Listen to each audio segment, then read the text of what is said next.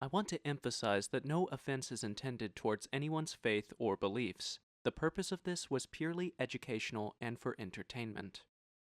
I have a question for you. Is this an alien or an angel? What about this?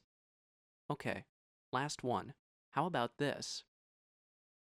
Before I tell you the answer, you can pause the video and comment on what your answers are. No cheating.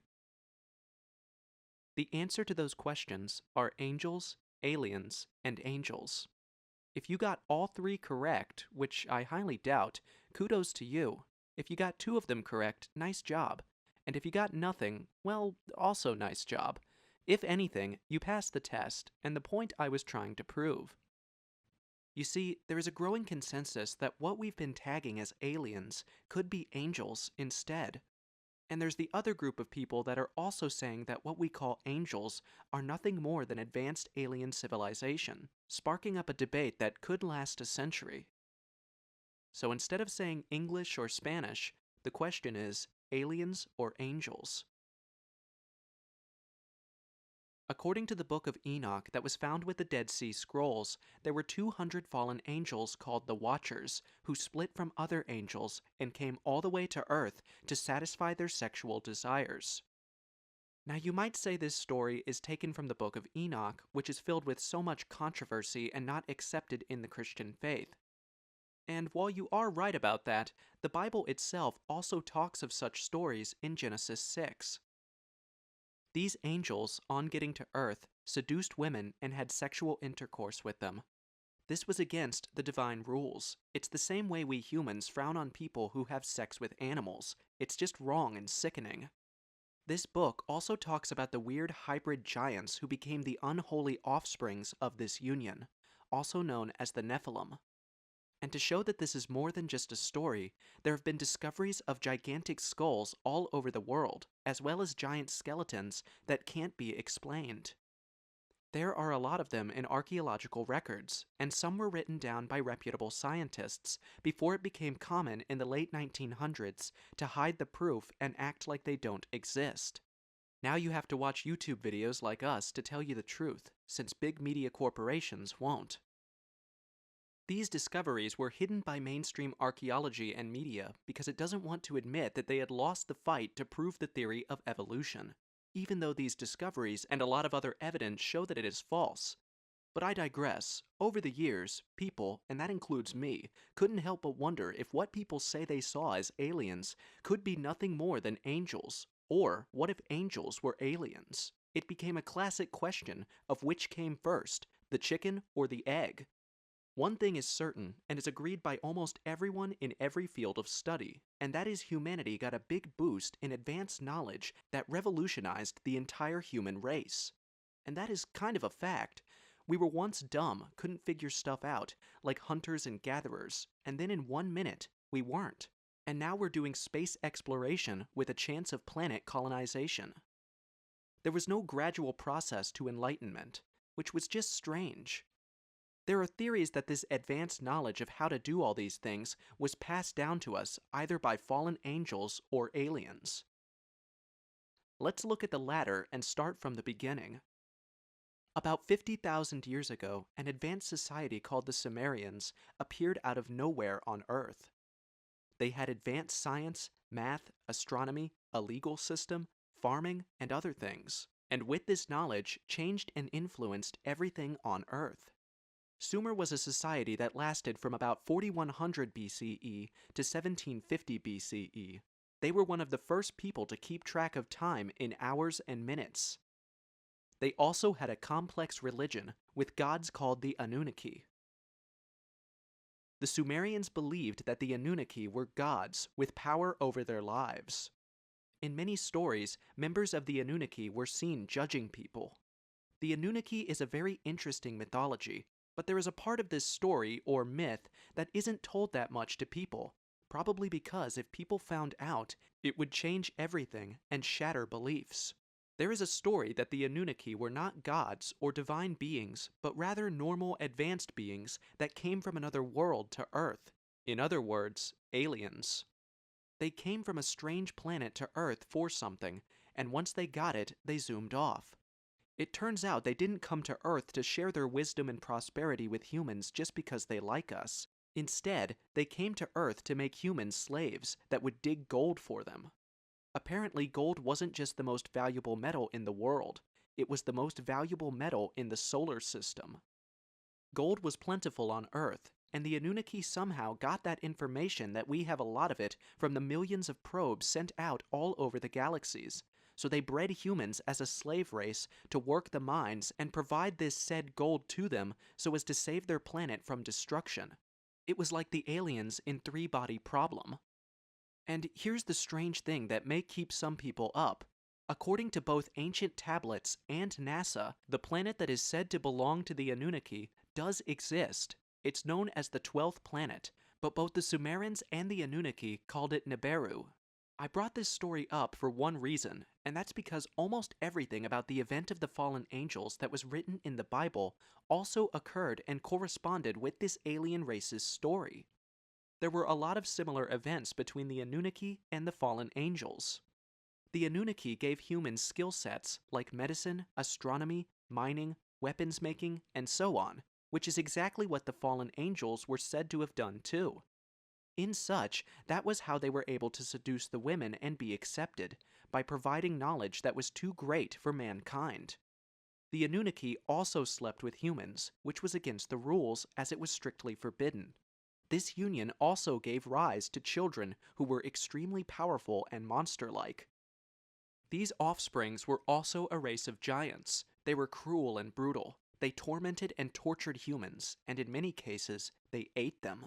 There is a Nephilim episode link in the description below, where we deep dive into it. And lastly, we have the Flood. The Flood was also recorded, but not because of divinity like it was in the Bible, but as a result of a cataclysmic event.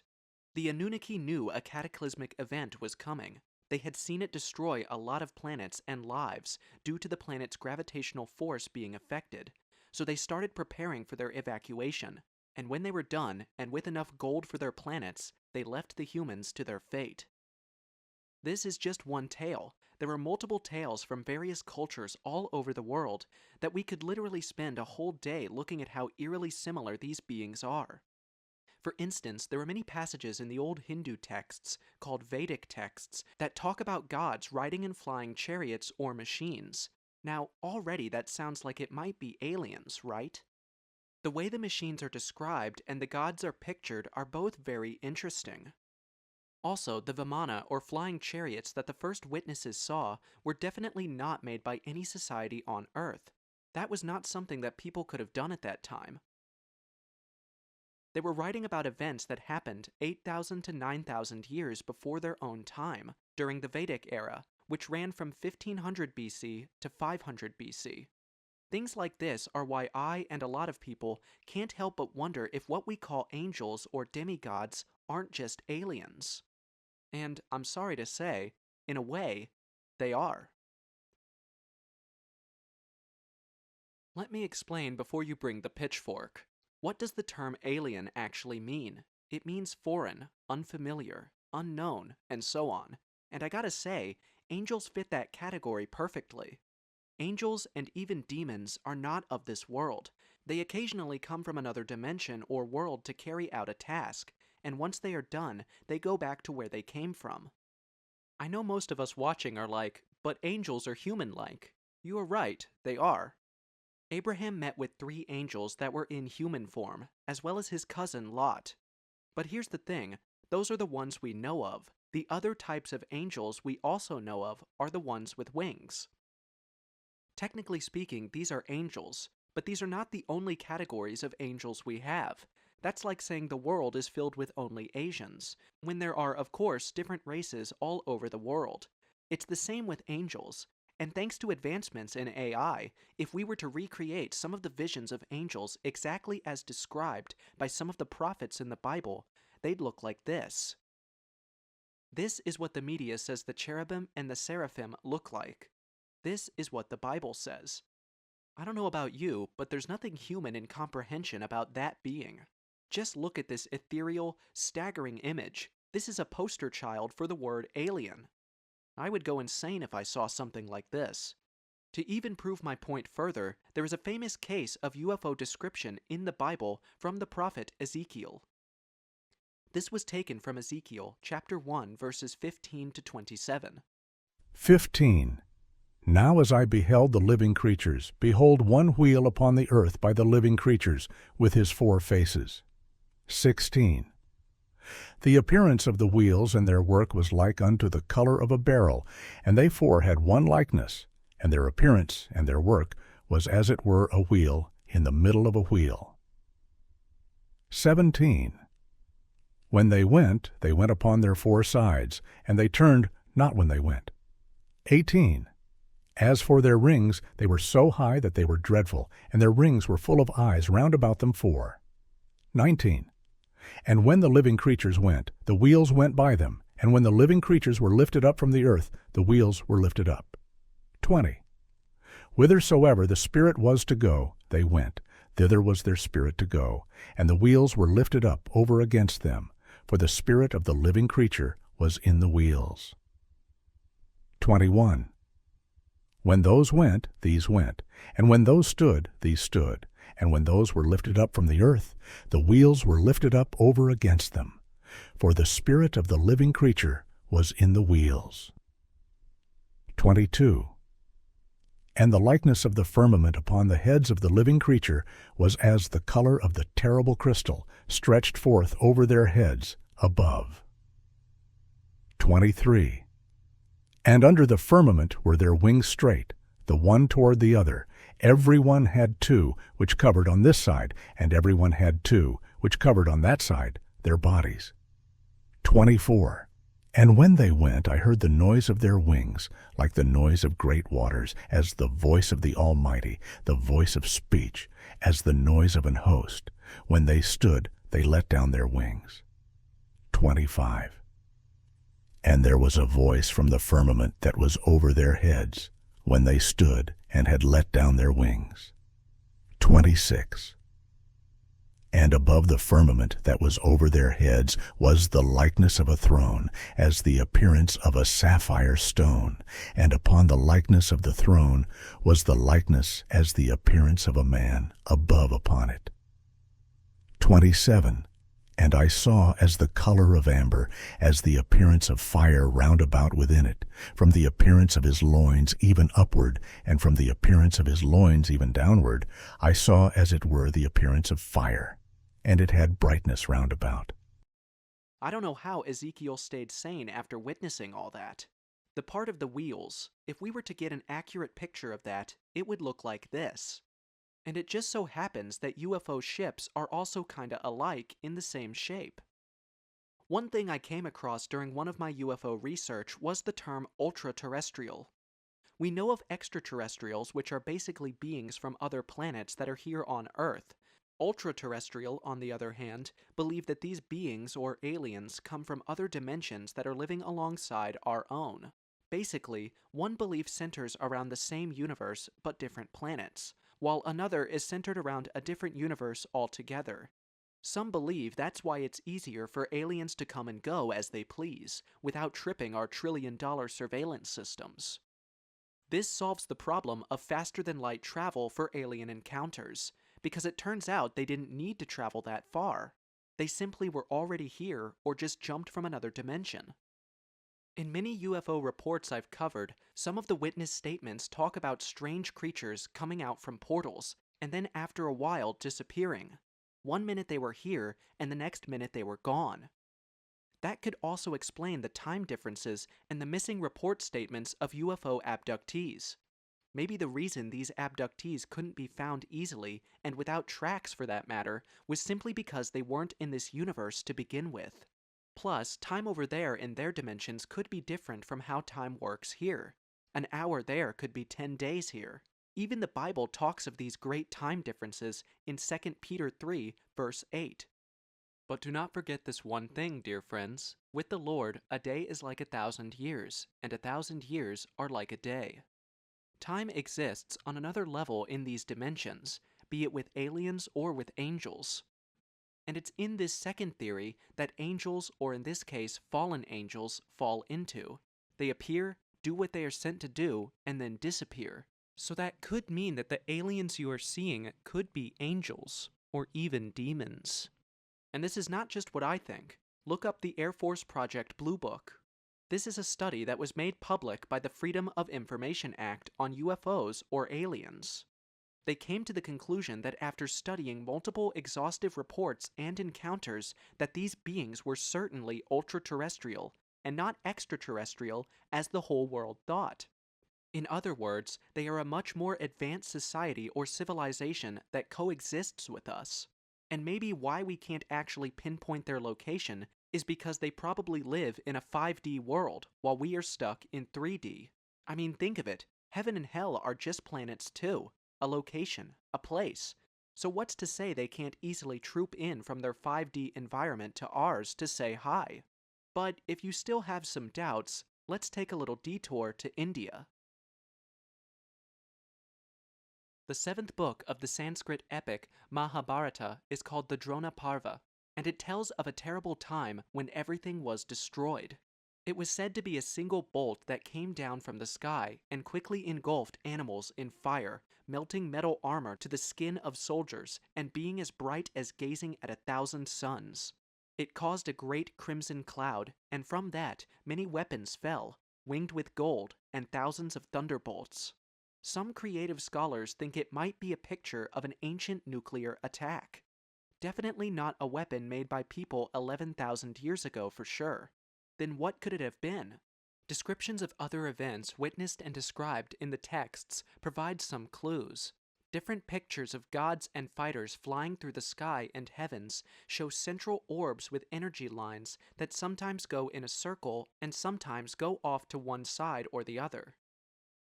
If you are quick, by just mentioning orbs, you can already start remembering some alien stories told by witnesses saying they also saw orbs during their encounters.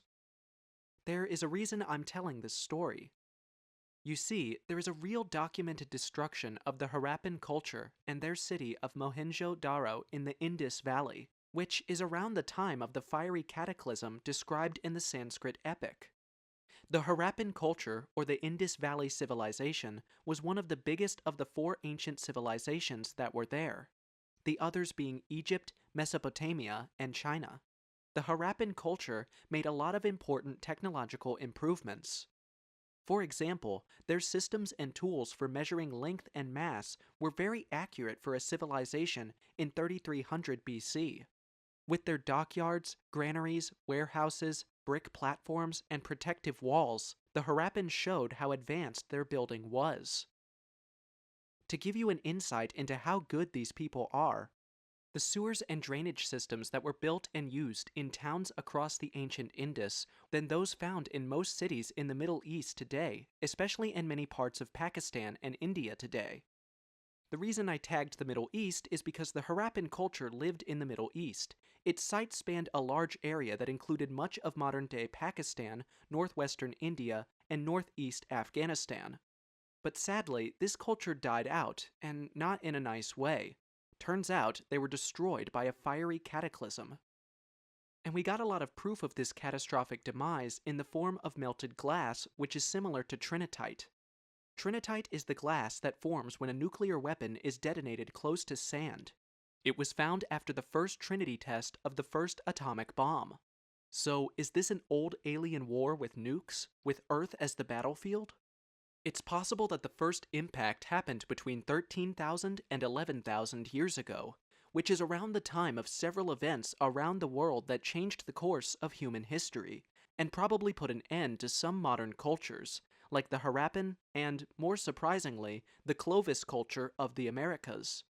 Some theories speculate aliens had a battle of some sort. Then there was a second disaster that was like the first, but it only happened in the area around an old city that is now called Tel el-Haman, or as by the name you know famously as Sodom and Gomorrah in the Bible. And that's why I told this story. This is just another example of how aliens, demigods, and angels have intertwined in the descriptions given by men. The Bible talks about a fiery death for Sodom and Gomorrah for their sins. The Indias talk about a warfare between gods, and some think it is an alien warfare. Either way, there was proof of this destruction in the demise of a civilization, and you're just left to wonder on who to attribute the cause to. So, to answer your questions, are aliens just angels or demons poorly described? Or are there actual aliens different from angels? First, let's agree on what we mean when we talk about aliens. Anything that belongs to a foreign territory is a good way to describe an alien. A person who lives in a country but is not a member of that country is called an alien. Plant and animal species that are new to an area are often called invasive species. When we talk about aliens coming to Earth, an alien could be any being that is not from Earth. Beings who deal with our world spiritually, like aliens and demons, could be included in that group, and the Bible makes it clear that these people exist. Angels and devils are called aliens because they are not from Earth. So, yes, in a way, the Bible does have aliens, and they come from a spiritual world or another dimension, aka ultra-terrestrial. It is possible for someone to have a demonic experience and think it was an alien. It is also possible for someone to have an experience with an angel and also think it was an alien. Hebrews 13 says that angels have interacted with people without them knowing. So it's very possible. And with the notion of fallen angels included, I can't help but think, maybe, just maybe, aliens and fallen angels are just two sides of the same coin. And if it is, that means we as a human race are in for a ride for eternity.